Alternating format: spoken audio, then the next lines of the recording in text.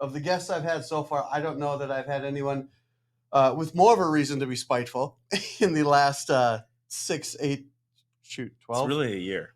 Yeah, so I was getting there, 12 months. Yeah. Kadimah and I go way back. We've known each other for 4 years, 5 years, pre-pandemic for sure. Yep. Just a couple local entrepreneurs just fucking killing it. Is it close to business? They're like, it's the closest you can get to business without enrolling in the business school. Put me in that. Let's get out of here, right?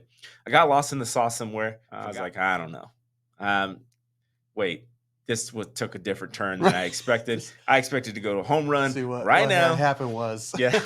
And so from there, I was like, okay, I need to scratch this. So big depression for about 6 to 9 months. So I was like, this is stupid. You fast forward 4 months. And this is also the time that I realized I was fat. What the hell's going on out here? Welcome back to Fuel by Spite. Another episode coming in hot. Today we have Kadimah Duncan, owner, proprietor, Vive Fitness. And I was just telling him, hell, that this might make the cold open, if you will. Of the guests I've had so far, I don't know that I've had anyone with more of a reason to be spiteful in the last 6, 8, shoot, 12. It's really a year. Yeah, so I was getting there, 12 months. Yeah. So real quick, just kind of an origin story. Kadimah and I go way back. We've known each other for 4 years, 5 years, pre-pandemic for sure. Yep. Just a couple local entrepreneurs just fucking killing it or trying our best to. But just real quick, origin story. Went to college, was like, I'm only here to play sports. They kind of instilled in me, hey, do better than me. This is what you're the first to graduate in our house. Do better than me, right? So I kind of felt some pressure like, oh man, maybe I should be going to business. Maybe I should go into this. It wasn't until my junior year that I figured out what I wanted to do, and it was exercise science. And I was like, this is it. I love this stuff. And then I was like, I get to A&M and they're like, hey, we know you want to do exercise science. You've had 3 years under your belt. Well, congratulations. We've got you in there. But you're going to be a freshman again. And I'm like, damn. I don't even like this place. I got to get out of here as soon as possible. So I was like, okay, what's the fastest degree I can get out of here with? They said, well, economics degree. And I was like, well, is it close to business? They're like, it's the closest you can get to business without enrolling in the business school. Put me in that. Let's get out of here, right? I got lost in the sauce somewhere, forgot that I really liked exercise science, and kind of left. And I was like, I still had a little fire under my belly to play sports. I went to A&M to play, sprained my PCL, and never got to play. Left college, was like, I still want to do this a little bit. So I hired a coach, did an NFL combine, got to the super regional combine, which is like where you needed to go. I needed like 0.2 of a point to go to Indianapolis and run with the big boys. Yeah. Missed it, right? So they're like, okay, you don't have any film in the last 3 or 4 years. So Canadian football's out of the question. And that back then, they didn't have some of these leagues that they have now. So it was like, hey, your only choice is to go over there in Germany, play a year or two, get some film, come back. Maybe you'll get a tryout, etc. I was like, I don't know. Wait, this took a different turn than I expected. I expected to go to a home run what now. Happened was. Yeah. And so from there, I was like, okay, I need to scratch this. So big depression for about 6 to 9 months. So I was like, this is stupid. I hate football. I couldn't watch the NFL come out. I was like, that guy's slow. I benched more than him. How is he a number 1 pick? This is stupid. Then I stayed in the corporate world for about 3 or 4 years. I got a call from a friend at the time, and it was like, hey, I need your help training these girls. And I was like, maybe. And usually I just stiff-armed him and told him no. Mm-hmm. That kind of started the antithesis for me to leave. So 4 months of after work, right? So like I lived in Lake Worth at the time. So, and 820 back then, this is 10 years ago plus. They didn't have that express lane. So It was 45, 50 minutes to get to Bedford. 3 hours of training and then 45 minutes back home. So that 4 or 5 hours was the best time of my day. I couldn't replace it. I couldn't stop thinking about it. It was overwhelming. Well, you fast forward 4 months. And this is also the time that I realized I was fat. Like, not like a few pounds overweight. Like, I was like, oh, I'm fat. Like, is that what that video I sent you? Was that when that was made? Which one? Remember the random YouTube video I found of you? Shoot. Oh, no. Before then. I was fatter. Yeah. I got in the scale and I was like, I looked past the mirror is what did it. I looked past the mirror and I was like, I'm that wide. Like, I'm training kids. I got to look the part, right? So I just hit it hardcore, right? Lost 50 pounds, etc. I'm like right at pre-college weight. I'm right there looking good. And I just start training. So for 4 months, I do that. At the end of the 4 months is the end of a sales quarter. And I was in IT sales. So I sold network security solutions, would help you map your firewalls, all that stuff, talk to corporate bigwigs, would travel to New York. Super interested in that. It's super not interesting. And what ended up happening was I was like, I need to leave. I just quit at the end of the sales quarter, right? And left, knew that I was going to start out. And so I was training kids at 4 to 6 locations a day. And I had like probably 10 adult clients at a boot camp that I was renting some space from, and did that for 6 months until it was getting dark. And dark meant the kids were going away. Fall season sports were happening. I was trying to figure out where we were going to have a gym home. One of my clients said, hey, we had a friend that just opened a gym in Colleyville. They need some trainers to come in. I was like, well, let's just go check this gym out. Yep. I go check this gym out, and I'm like, this is the coolest freaking gym I've ever seen. So we get the pay details, and it's like a sliding scale pay. And I'm like, oh, this is great. Well, I don't think he thought we were going to do that well. I crushed it. I mean, I'm talking like we had 0 members day 1. We had 100 members day 90. And damn, on recurring pay, so he's like, okay, these guys got the magic formula. We need to strike while the iron's hot. He's like, January, we need to look at this other location. So I'm like, awesome. Let's look at this other location. It was in Keller. Okay. And I was like, well, that's my stomping grounds. I know the most people there. That's where I'm from. This is a good opportunity. But I also realized that it was too quick. We didn't have systems in place for retention. All we had was warm bodies and people that were excited. And we didn't really feel a slowing down of season. All of these kids were just coming back to us, right, from their fall sports. So we just had this influx of people. Well, spring sports come. Some of these kids start going away. Then we just lose, 40, 50% of our revenue. I'm like, okay, we got to figure out what to do. We start training the parents. The parents are like, we love this, right? And I was like, we need to stop training as much kids. Like, it's great. Let's do it in the summer, and then let's dump them and not carry these, because they just don't stay around enough, right? They're very seasonal. They come for kids. You. Yeah, they come for you when you need them, right? And then you're going to have to replace them. You have to constantly be marketing to those kids, the next group of kids, and the next group of kids. And so it became very apparent for me that this wasn't sustainable, right? In that process, I learned a tremendous amount of business lessons. Getting in business with the right people, getting in business with the wrong people. Happens to the best of us. And I'm telling you, that was 3 years of really tough lessons, like months without pay and just different situations that were extremely difficult. But I was like, look, this is where I'm supposed to be right now. So I ain't quitting. We're going to figure it out. Yep. It's a couple top ramen months, and some sleepless nights, and you'll figure it out. I come down a couple years later. What I realized was we were at a crossroads. Me and the former business partners were at a crossroads. They wanted to move into a multi-fitness facility and kind of serve a different demographic and kind of really use the business that we developed with the clients to just basically fund it. Every situation of it was not a good situation for me. So I was like, this is stupid. I'm not doing this. So I was like, hey, I'm going to go ahead and release my shares. I'm going to go ahead and I'm not coming. I don't know if I'm going to do this anymore. Right now, I'm really tired. It's 60, 75, 80 hour weeks for months, years on end. I'm burnt out right now. It took me about 2.5 months to figure it out. 2.5 months turned into, I don't want to do anything else. I keep trying, but everything else, I know that I can't do it. Right. Like, I don't want to do it. Right. That led to me starting the gym and starting down this road again. I was like, but I get to do it my way. Right. I get to say what I want it to be done from what I knew at that time. Right. That's continued to morph over time. Right. Especially as you consider the first 2 or 3 years still doing a tremendous amount of CrossFit. Right. And loving that.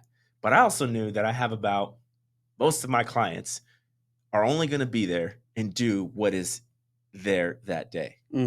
Having them do overhead squats and handstand push-ups was a chiropractic dream.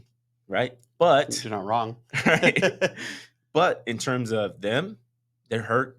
They can't show up. Hey, I'm hurt. I need to cancel. Or I need to put it on hold. does nothing for me. Plus, I had Susie over here, 55-year-old, who has her kids just out of high school. They're out of high school. They're going into college. She just wants to really tone. And I'm like, you need to do these snatches to tone. Right? So I was like, okay, this isn't matching up. So we slowly started taking out movements. And I was like, oh, people are hurt less. And they're referring their friends. Right.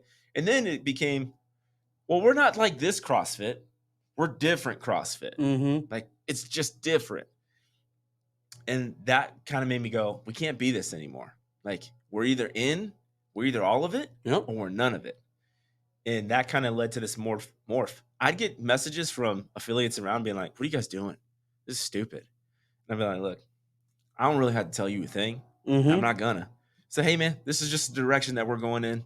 We're moving away from this. We ain't coming back. What are you doing? We're helping people. Mind your business. Yeah, exactly. You do what you do. I'll promote you. When somebody asks, you know what I tell them? I said, man, that's a great gym down the street. Yep. I don't go, well, I mean, they do that CrossFit stuff. No. Because we're messing with the same ingredients in the pot. Yep. It's just that I'm serving it a different way. Yep. I'm serving it as a goulash. You're serving it as a jambalaya, right? So that kind of led us, when COVID came around, it was like, oh, I can make up. One, we were like, well, we got to figure out how to stay in business, just like everybody else right now at this time, right? Two, I was like, we can blame everything on COVID. All of these things built an antithesis, though, for us to professionalize the organization, though, to really find out who we were, to really dive in and go, this works because of this. Hey, I'm seeing people lose more fat. I'm seeing people come in the gym more times. Because the difference between our gym, right, a boutique style gym or a smaller oriented gym is like, hey, you're going to pay a higher premium, but it's because you're supposed to come, right? It isn't for an older term, Globo gym, right? Where, hey man, you got that $29.95 or that $19.95 or that $9.95. Yeah. Hey, we serve donuts once Friday a month. Pizza Friday. $10 a month. Yep. Pizza Friday. And we don't really care if you come. Right. We don't want to tell you that, but if you do come, don't grunt. Yeah, don't do that, or I'm signing that alarm on you, boy. But even there's a lot of other gyms just marked under the same clothing. They just market it a little bit different. When did you start in the gym biz? When you were making that hour-long drive from Lake Worth to Bedford? That was 2011. And it's 2023 now. So basically we're sitting at it, correct me if I'm wrong, it took you about 12 years to figure out your ideal client. Yeah. And I'd even say then, even as it morphs, that ideal client changes from whether that's a nutrition-based client or if that's an exercise-based client. So a lot of people who want to do nutrition, I want to lose weight, I'm just going to go to the gym. But they're like, I'm not going to change anything else, though. I'm going to be me. Yep. You're going to gain some muscle and you're going to get some endurance, and for sure you're going to benefit. And you'll be able to stave off. I call them people who basically love to have their cake and eat it too, which we all do want to some degree, but they literally want to have exactly the same thing, right? Yep. Drink your wine, eat your cake, go on vacation. As long as I fit in the same clothes, I'm good to go. Call it a day. And I'm cool with that. But don't expect these results that you're asking to come from 10% of the work that you're doing. Right. But to kind of pull it back, the client has changed what we ideally want. And we're just not moving off of it. Hey, we're going to strength train. Now, we understand that some of you never want to use a barbell. I get it. So we got a baseline program. I don't get it, but I hear your words. Yeah. Basically, what happens is they're there long enough and they go, and really, it's the natural human reaction, whether we want to admit it or not. How is she lifting a barbell? I could definitely lift more than her. Right? So they want to do it. And I'm like, well, we're not teaching in the class. We're perfecting in the class. So if you want to get that, you're going to have to spend 30 minutes with me outside of class to do that. Oh, okay. Well, I'll do that. Yep. And it's no argument. They don't feel any pressure. They're allowed to do it on their own. And as they're there longer and longer, they keep growing and developing and changing and wanting more and wanting more and wanting more. We don't have a problem with people when they get in the door. It's differentiating our secret sauce recipe from Orange Theory's secret sauce recipe, from Metabolic secret sauce recipe, from CrossFit's secret sauce recipe, from Fit Body Boot Camp's secret sauce recipe, from Etc's secret sauce recipe. we're at the point where we've understood ourselves the most that we can understand ourselves right now. So we went over the last 12 years. Give me the Cliff Notes version just to bring everyone up to speed of the last like 8 to 12 months. Okay. Hired a contractor Why? because I don't want to do any of the actual work. What do you need a contractor for? To build out a new location. There it is. Okay. The building out of this new location was strategic for several reasons. One, more traffic in the area that we're going to be in. Mm-hmm. Two, we wouldn't have any wasteful space. So we could pay for a higher retail spot and have less square footage, but it was actually the square footage we were going to use. Right. We had 6,300 square foot in the Old Terra space. Village. Yeah, the old space. We have 5,200 in the new space. But we still managed to keep off a completely segmented area in the new space, right? And provide a kind of 24/7 access piece for our clients that are going to do some additional programming or training. So I wanted to keep it very close-knit. We've also built a rack that is, I don't want to say state-of-the-art, but it's pretty dang close to state-of-the-art. Does it exist anywhere else? It doesn't exist Probably anywhere state-of-the-art then. So, and it took us, we started building that thing in COVID. So it's 3 years in the making. Yep. Several iterations. A lot of R&D, if you will. A lot of R&D and several iterations of it. And it's in that facility right now. Cool. It's already set up. So right? you found a contractor. We find a contractor. Here's what we want the space to look like. Yes. He's like, well, it's going to be easy. Let me just get a couple other my subs that I use for these particular jobs, and we'll go through this process. To the point where I was like, okay, we started this job in February. We signed the lease in February of 2020. It's 2023 right now. 2022. And we started the actual demo late March. Mm-hmm. After they cleared all the permits, demo started late March. Contractor said you're going to be in here by July. Got it. Of 2022. Yep. Okay. And he actually thought it was going to be even sooner. He was like, really like, should be about May 15th when we get done. Uh-huh. Right? Can you get this done? Hell yeah, I can. I said, okay, so we're going to be there. We're going to be crushing it. I'm excited. And so we hit May, June, July. June happens. I'm here. I'm like, look, I'm about to get married in 3 weeks. Like, this is getting close. Tells us, hey, we're not going to be in there. While I'm on vacation, nothing happens. No construction moves forward. It's months of nobody being on site, doing nothing.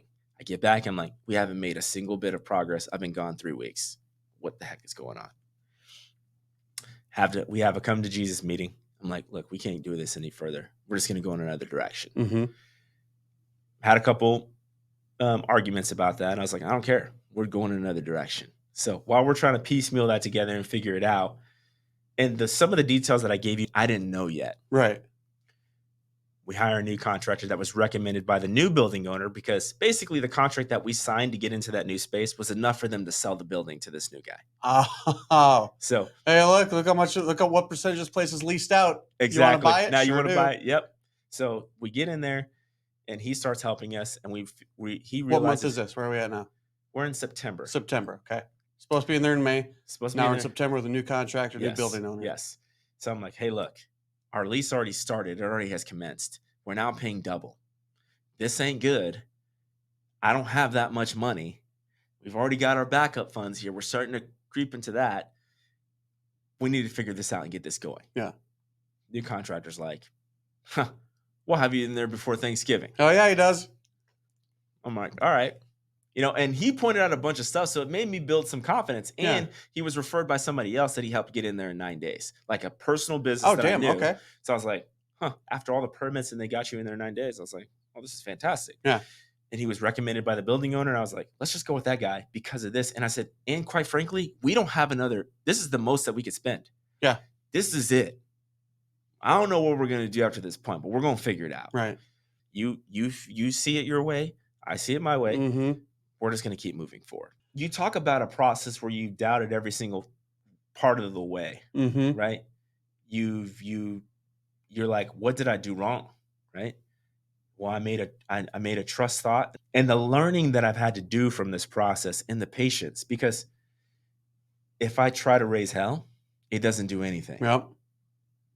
Every time I'm nice, it goes farther. Yep. And they know. You know how people know at some point where not even if you're just showing frustration, you're just like, So what's the next step? Or, hey, we need to have a meeting about this. Mm-hmm. What's the next step? Okay, when do you think we're going to be in here? Okay, what's the timetable for all these things that are going to happen? And you're just kind of going through that process over and over, and they just keep sweating bullets because they know that many of these things aren't inherently the customer's fault. Right. They know it's on them. But what other choice do we have? I'm not going anywhere else. This is what I've been called to do. Mm-hmm. Until he calls me to do something else, we're going to ride this storm out.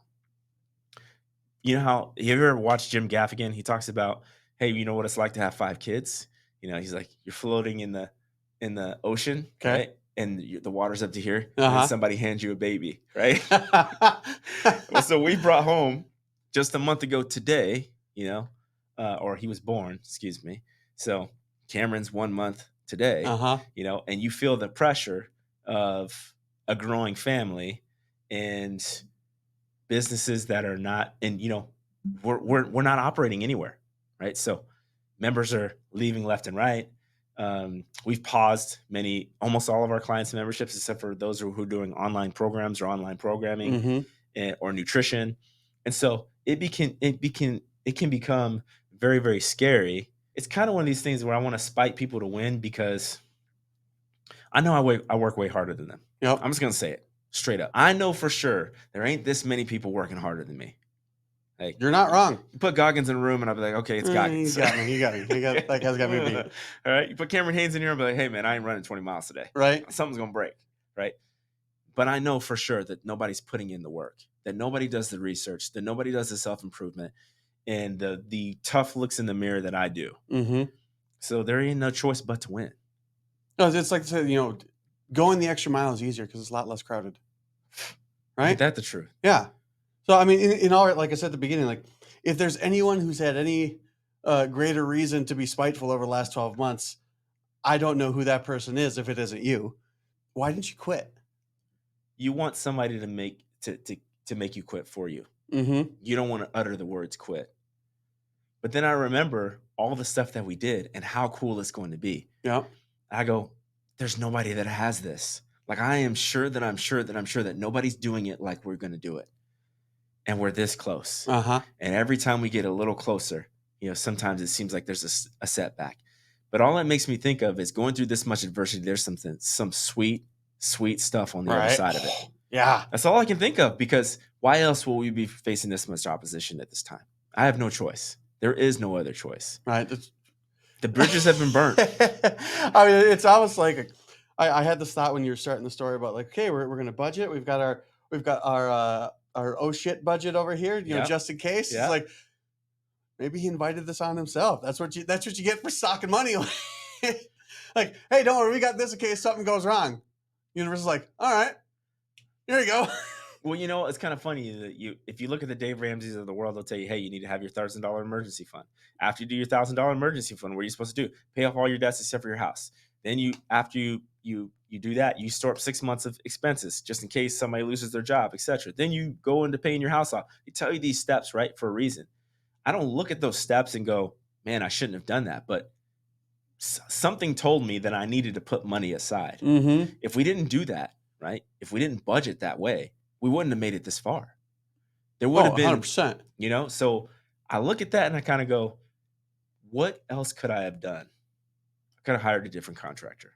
So I look at these things and I go, what else could I have done? Because you understand this. Nobody takes ownership for anything that happens in this place except for you. 100%. Like 100% up and down, every single way you can imagine, you take ownership for it, as I do. So I look at the person here and I go, what was I not prepared for? And once you figure that out, you go, okay, well, I know we're strong as an organization. They're in sync with what we're about. Okay, now I can start looking at the other pieces. I've looked at myself. I've had people tell me the good, the bad, and the ugly. Lick those wounds, right? And then we move on. Uh-huh. Because there's nothing else to do. And then I look at, okay, well, I need to do some more hustling right now while this is going on. What are the systems and process because that's what we're doing now. I mean, there is no sense in me sulking. There's too much work to be done that I can do as soon as the place opens and be a completely brand new business when we open, just because we spent the time that we could spend doing the things that we could do and not the things that we can't. Right. So, Like it's kind of like during COVID when you guys made that fantastic pivot, made a bunch of burritos, yeah. started doing the online stuff. You did things that people weren't doing Mm-hmm. because what you normally did was taken from you. Yes. Right? Like just here, you can't do that anymore. And I mean, shit, there are plenty of people who sat back and collected their like $1,200 checks or whatever and waited for permission to do stuff again. Yeah. You guys didn't do that. It almost sounds like that's legit. That's the same position you're in now. Yeah. Like, okay, well, we don't have a place to train people, but I know there's something to be done. Yes. And it's just a matter of figuring out, okay, well, I'm going to have to do this in the future. Fuck it. Let's do it now. I'm going to have to get this squared away. Well, fuck it. Let's do it now. Yes. Because you got shit. Yeah. Say it in the nicest way. You got time, man. We got time. You got time. Yeah. And I think that was the kind of the outlook was, okay, the moment that they were like, because we got an email that was just like, hey, you guys need to be out in 3 days. We just leased your space. Cam was born the week before Friday. I was like, okay, cool, great. Sleep is great right now. Yeah. Let's go ahead and move till next week. We're preparing people, and I'm like, okay. We get the message like Monday or Tuesday, like, hey, you need to be out this day. And I'm like, hey, we need a lease until this day. Hey, you also have to do the walkthrough afterwards, all that stuff that you do when a lease is over. I'm like, okay, cool. We'll schedule it for this day.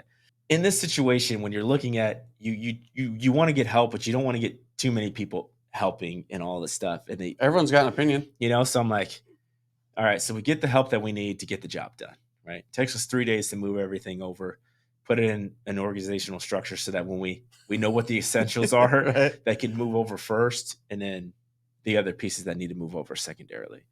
We got it done. We went through the walkthrough. It was seamless. I was so worried about that thing just because I was like, man, we got a lot of junk, bro. Fridges and all this stuff. I put free on them, and I was like, somebody take these, please. They did. So, but we got out of the move, and then it was like, well, what's next? And then we started brainstorming, and we said, do we like who we are right now? Do we want to change anything? Yeah, we do want to change some things. Okay, let's start changing this. Then we started looking at systems, and we said, well, what is the future going to bring for this business? What do we want to do? We still want to go into this multi-space avenue. Then we need to beef up our systems to be ready for that. Mm-hmm. So I'm calculating that we're going to be beefing up our systems, and we're already in the process of changing those. When we get back open, this is what's going to be next for us. This is how we're going to do it. Where, our staff is like, hey man, just let us know when things are ready to rock and roll. Yep. Because we were very honest. And I was like, hey man, I'm just letting y'all know things are real tight. Like, squeeze your butt cheeks tight. Right. They're tight. Like diamonds. You gotta go to the bathroom. Diamonds. I mean, they're tight. Okay? It's an emergency. You've been holding it for 2 hours, and you still got about 100 yards to go. Yep. It's tight. Tight. Yeah.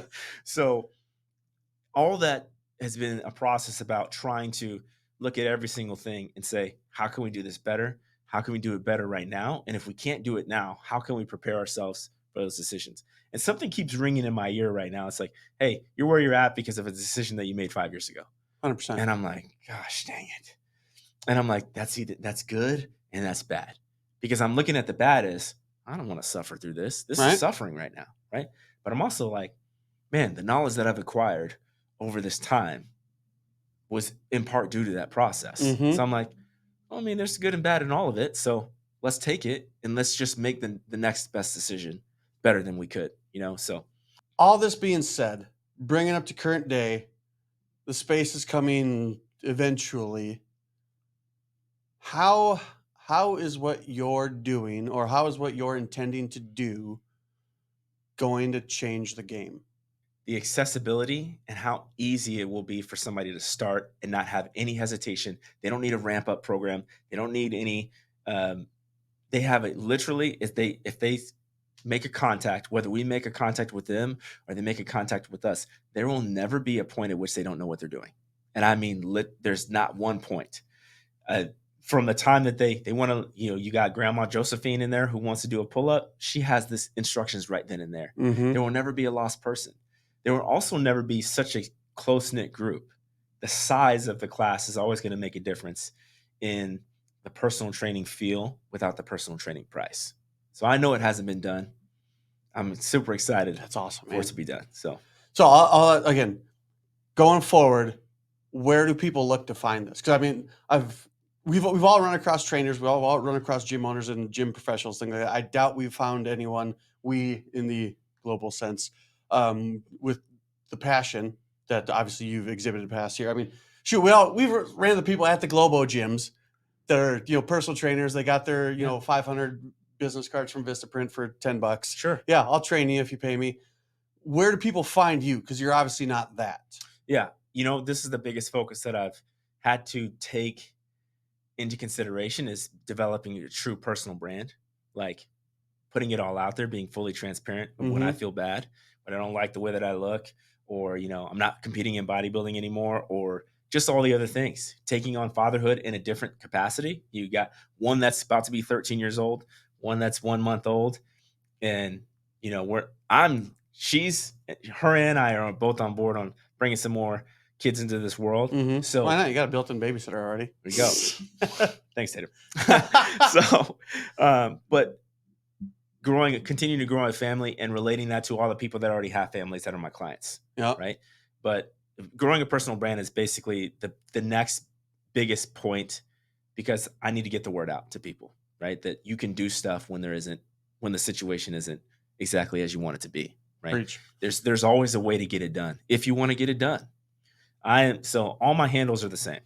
Kadimah.Duncan. That is Facebook, Instagram, now on YouTube.